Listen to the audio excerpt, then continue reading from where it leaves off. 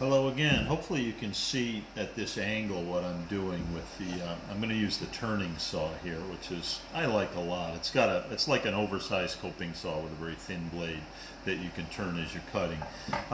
Takes a little longer to master, so I usually recommend people start with a coping saw because it's a little easier to control.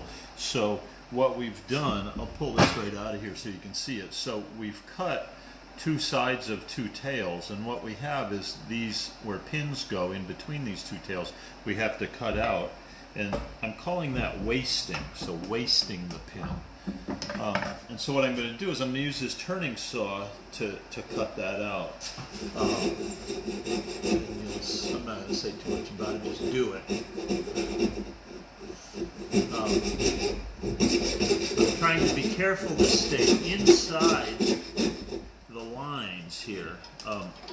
I'll use a chisel later to cut in a fine way out to the outside of the line. But now I'm just going to stay inside the line and get that waste out of there. Get that big block of wood out of there. After I cut it, I'll hold it up to the camera so you can see what I did there.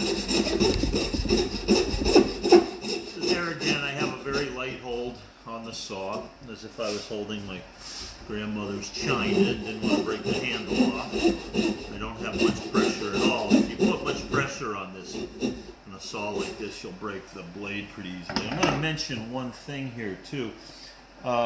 You won't see tools all over the bench when I'm working. I just don't like a messy bench, so what I do is I have my tool chest right next to the bench, and I take the tools out and I put them back as I'm not using them.